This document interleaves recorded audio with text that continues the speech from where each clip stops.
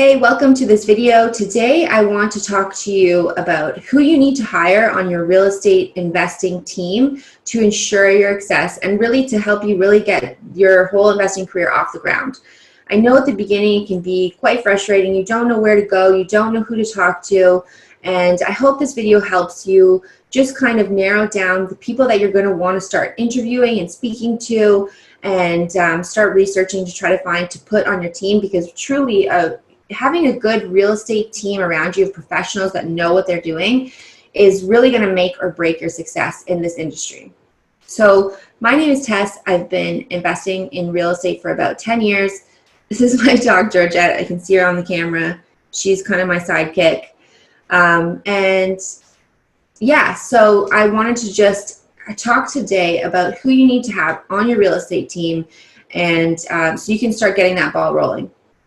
The first person, like I mentioned, is a real estate agent. Now, you may be looking for deals in different ways, which is great, but I think having a really good real estate agent on your team that specializes in investments is going to make a huge difference in your investing career. You're going to want to look for somebody that is experienced with investments and has their own real estate investments, so they know exactly what you're looking for and exactly the type of deals to be sending you. The next person on your real estate team you're going to want to have is, it's kind of at the same time. You're going to want to have your real estate agent and you're going to want to have a mortgage broker, because oftentimes before you even speak to a real estate agent, they're going to want you to speak to a mortgage broker, because they want you to know exactly how much you can afford and how much you're going to need to have as a down payment and kind of run through the numbers with you. So it's going to be your real estate agent, your mortgage broker. They're going to be the first two members on your team, in my opinion. And you're going to want to have a mortgage broker that is also knowledgeable in investments, because they'll be able to educate you on different ways to finance a property. The third person you're going to want on your real estate team is a property manager. Now, you may think that you are going to manage the properties yourself, and you may manage the properties yourself, but I still want you to find a property manager, because I think that the number one reason why most people stop investing in real estate and why they quit is because they start managing the property themselves and they get so overwhelmed by the little details that come along with managing and the stress and the headaches of it that they're just like, forget it, I don't want this, I'm not interested, and this isn't for me. That happened to me. I was managing the properties myself. I thought it was a great learning lesson for me. But at the end of the day, when things started to get a little dicey, I needed to have somebody to be the middleman between myself and the tenants and to help me manage the property professionally. As I also was about an hour away from the city that I invested in, having a property manager was so vital to me. And even though you may want to manage the property at first yourself, definitely consider having a property manager in the roster, so that if something comes up, you change your mind, you want to go away on a long vacation, whatever the case may be, that you have somebody there to step in and do the day-to-day managing for you.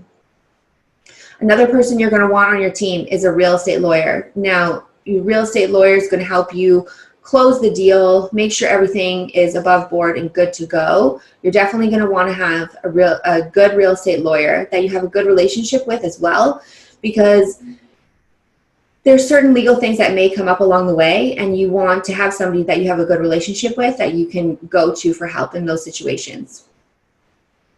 Another person you're going to want on your real estate team is a good contractor. Now, this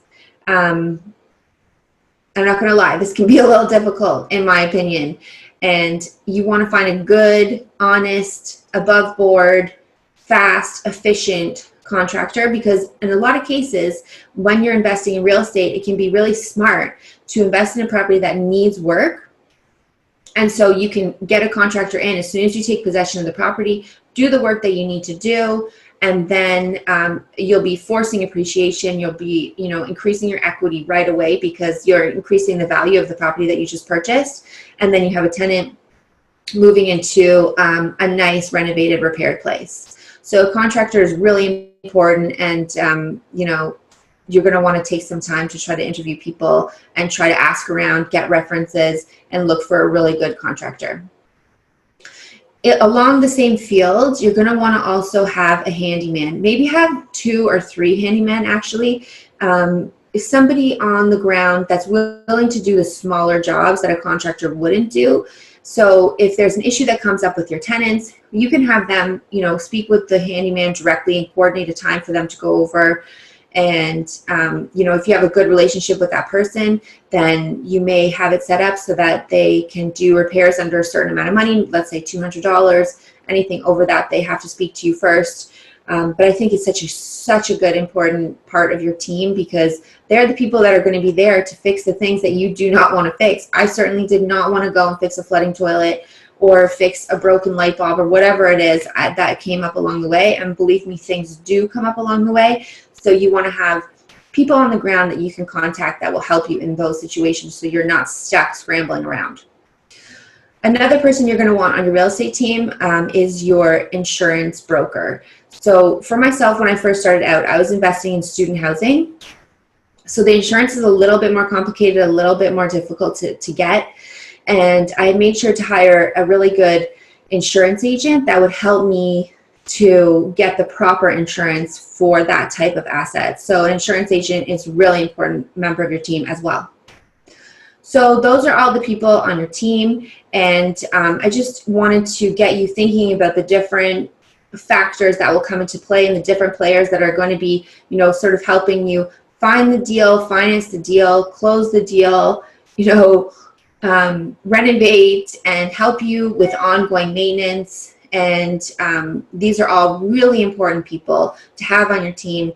And I recommend that you build a super solid team around you. But no, listen, if something doesn't work out with one of these people, then you're not married to them. You don't have to continue on with somebody that you're not happy with. So it will take time to settle into the right people. And you can also, ask various people on the team, ask your realtor who they recommend as a lawyer.